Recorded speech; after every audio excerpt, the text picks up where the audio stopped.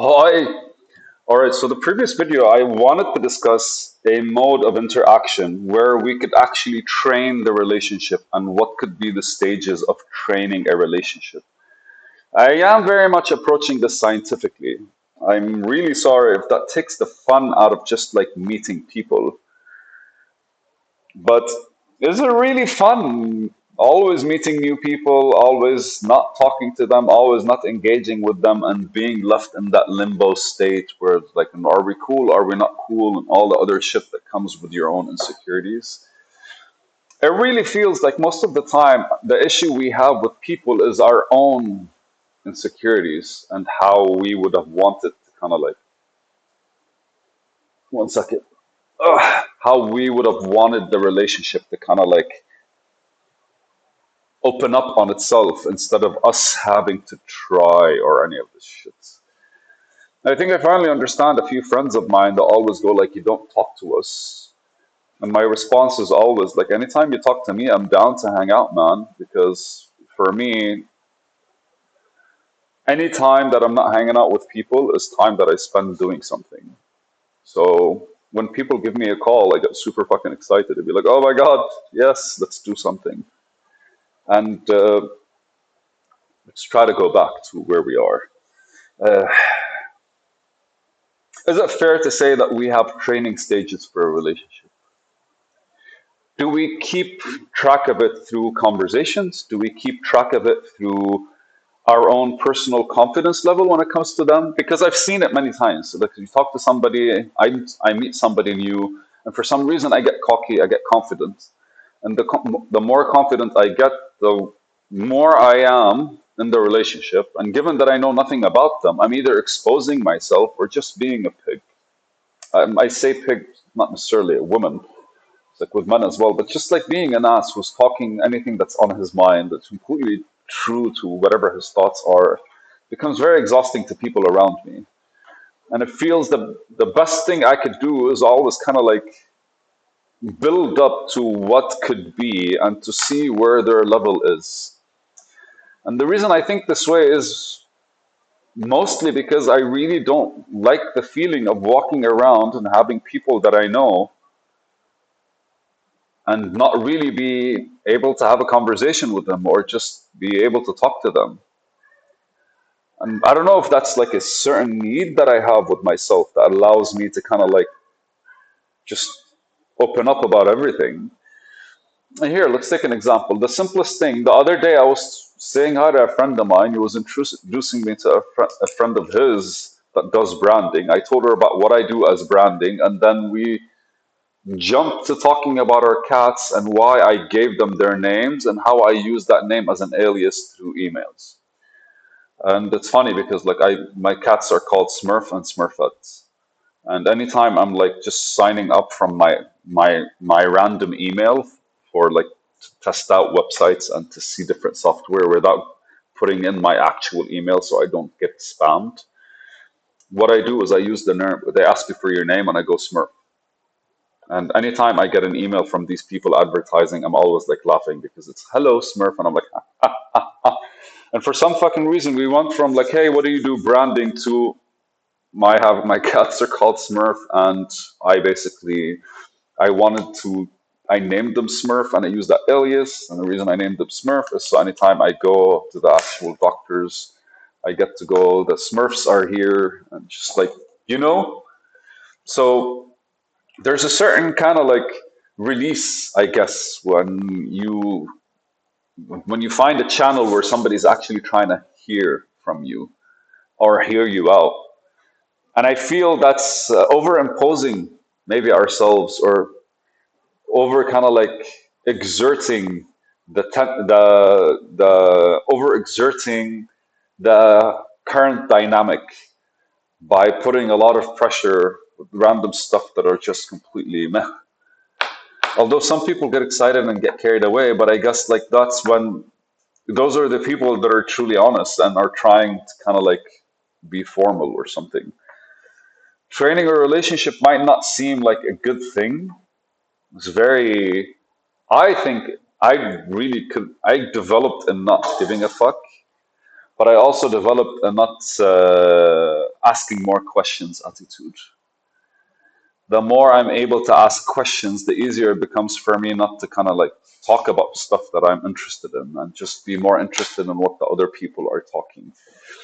And I feel that's a better way for us to open up to a new relationship, or at the very least, to open up any kind of relationship, and how we expose what we want, what are the things we're interested in, and how we'd be liking to approach just any form of dynamic, right?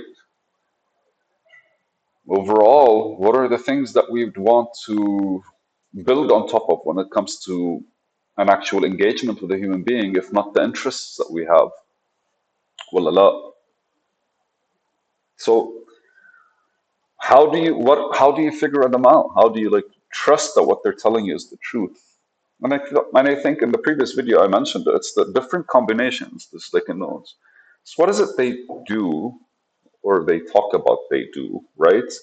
How they do it, because there's a lot of I feel like us as human beings, we expose a lot when we're talking about things that we like and when we're talking about things that we don't like, or when we're talking about things that we see professionally, or when we're talking about things that we don't necessarily see in any kind of way. It's just there's a synergy that's always happening between us and whatever concept we have in our mind that's expanding.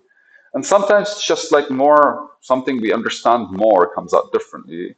And sometimes it's something we believe in more comes out differently. And these are the things that it's our job, our duty as a fellow individual that's attempting to get to know you, to be your friend, to get closer to you, to just want to hang out or just build a relationship, whatever it is. It's like literally called build a relationship. But I don't think you build a relationship. I think you train a relationship. I really think that the connection, we build a connection probably by establishing trust and all these kinds of things. But the relationship is trained because ultimately, the day I say hi to you, and a lot of people, I don't know, it's like that if you see somebody and they say hi to you, it's going to be a lot harder for you to kind of like forget them than it is to remember them, unless it takes a long time. It's just funny because like I was watching a video online the other day. I think Andrew Tate was talking about it. He was talking about it's just an influential thing that a guy in China started doing, and the guy was a beggar basically. And so from a distance of 200 meters, the guy goes like this, and he points at you, and he goes like this, and you basically say hi. And then he walks 100 meters, and then he goes the same thing like this, and he points at you, and then you say hi again, and then you're like, what the fuck? And by the time he gets 2 meters away from you, and he says hi to you, he has become your friend. Hi, hi, hi. And then when he does this and he asks you for money, you kind of look at him and go like, fuck me, dude. If I don't give him money, I'm gonna feel like I'm screwing over somebody I know. So it's a lot easier for us to kind of like meet somebody, say hi, and the next day just allow whatever happens and come out. Because like ultimately, once they know your name or you familiarize yourself like at a first name basis, you've kind of established something. But building that connection is differently than training the relationship. You can actually have a solid relationship without having any fucking connection to the other person. And that, I think that's strength of character. Have a solid relationship without a connection with someone. I think that's a sign of good character because effectively what we're doing is we're establishing that it is not about personal preference. Both of us are engaging in this for an end result. I am going to assume me and you see the world a certain kind of way, or at the very least share some moralities, and the relationship itself is going to be a testament to these moralities. We're going to keep engaging with them and trying them out because ultimately, if a guy has low, if his morals are low, then they're going to show themselves while they're interacting with you. If their morals are different, they're going to show themselves. If their morals are similar, they're going to show themselves. If their values, if they're all of these kind of show themselves through the behavior of people. And ultimately, you would want to watch out for these behaviors. You would want to like follow suit and understand how they systematically kind of like build on top of each other and slow and steady kind of form the dynamic that you would call a relationship. Oof, that was beautiful.